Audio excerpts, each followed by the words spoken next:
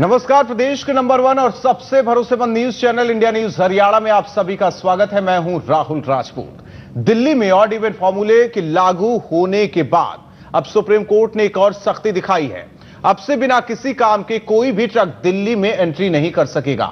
Supreme court के नए आदेशों के मुताबिक दिल्ली से होकर दूसरे प्रदेश में जाने वाले ट्रकों को अब बॉर्डर से डाइवर्ट कर दिया जाएगा। इस आदेश का सबसे ज्यादा असर हरियाणा पर पड़ने वाला है। प्रदूषण के लिहाज से यह कदम खासा प्रभावी साबित हो सकता है, लेकिन हरियाणा के कॉमर्शियल कैरियर्स के लिए यह बड़ा सिरदर्द साबित होगा। ऐसे ट्रकों का डायवर्जन सीधे तौर पर हरियाणा पुलिस की तैयारियों की भी एक परीक्षा लेने वाला है।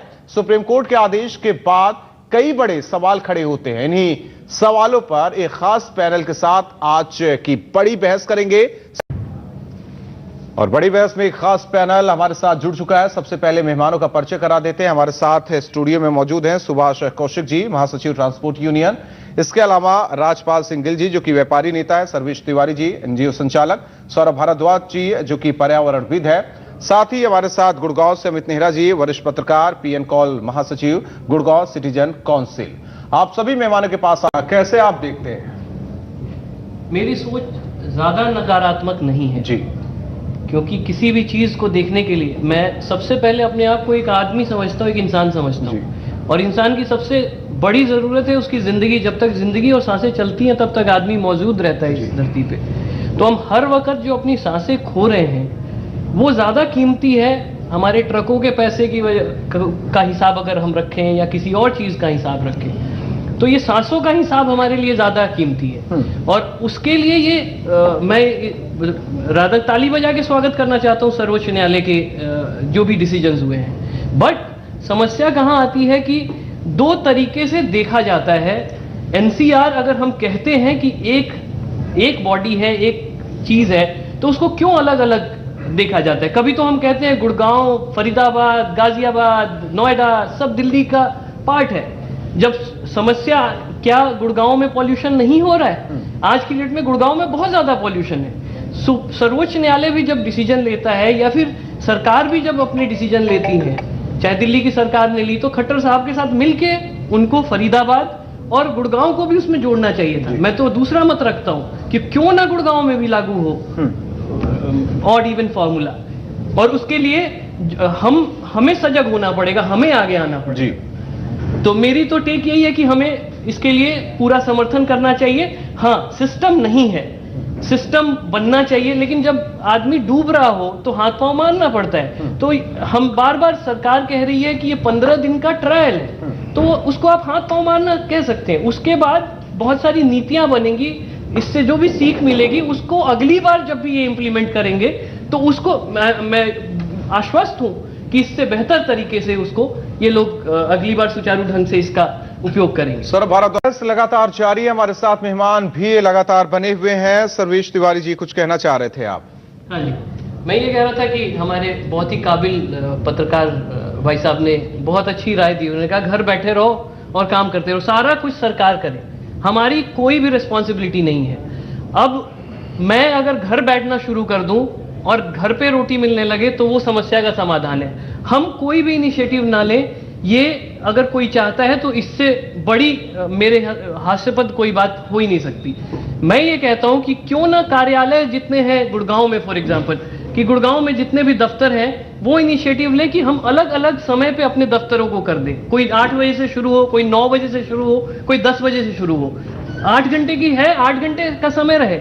मैंने ये महसूस किया है और ट्रैफिक रिसर्च भी ये कहता है कि पॉल्यूशन ज्यादा इसलिए होता है कि सड़कों पे ज्यादा देर तक कारों की मौजूदगी की वजह से होता है। एक गाड़ी जो द्वारका से गुड़गांव 30 मिनट में पहुंच सकती है, वो 2 घंटे में पहुंचती है। और यानी कि 1.5 घंटे आपने एडिशनल सड़क पे अपनी गाड़ी को रखा, यानी 3 गाड़ी आपने ऐड कर दी।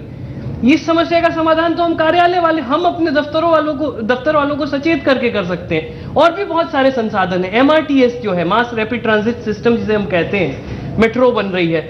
मेट्रो में सरकार थोड़ी संवेदनशील हो, मेट्रो के साथ फीडर ऐड करे।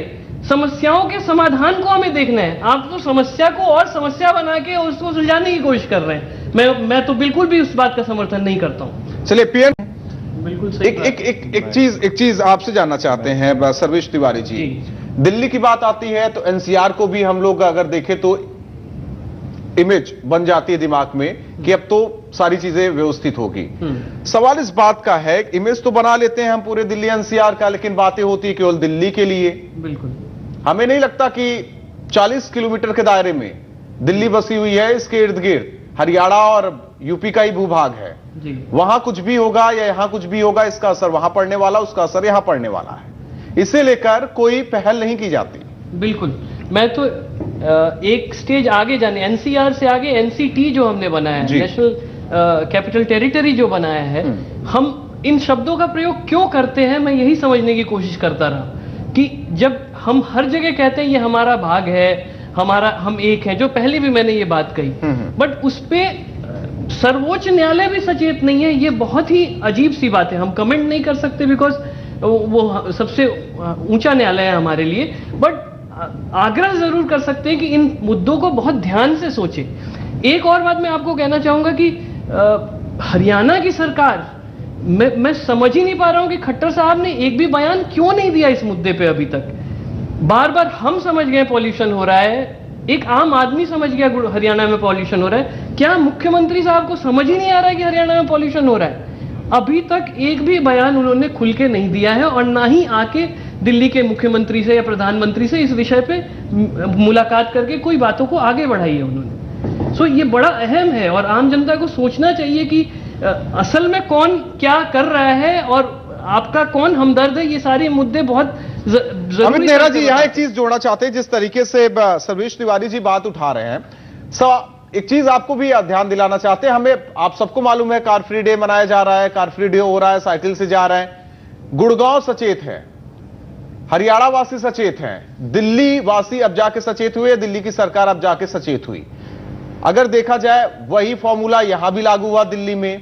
सवाल इस बात का है कि हरियाणा वासी सचेत तो हैं, लेकिन कोई ठोस पहल नहीं की जा रही है कि हमें पर्यावरण को बचाने के लिए, प्रदूषण मुक्त बनाने के लिए जिले को या राज्य को कोई ठोस पहल करने की जरूरत है।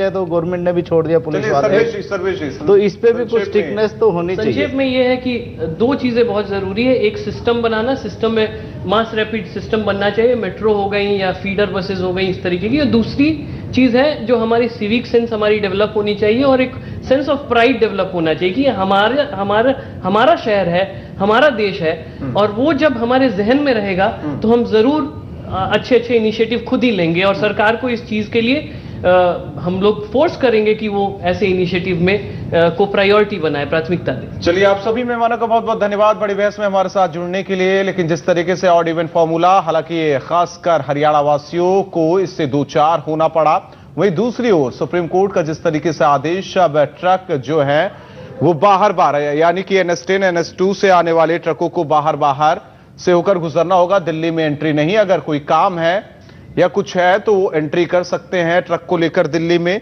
सवाल इस बात का है कि दिल्ली को ही प्रदूषण मुक्त बनाने की पहल हो रही है, लेकिन जिस तरीके से अगर चीजों को बांट दिया जा रहा है, क्या दूसरे राज्य या दूसरे शहर इससे प्रदूषित नहीं होंगे? नीयत तो है लेकिन नियत नहीं है। बड़ी बहस में इतना ही।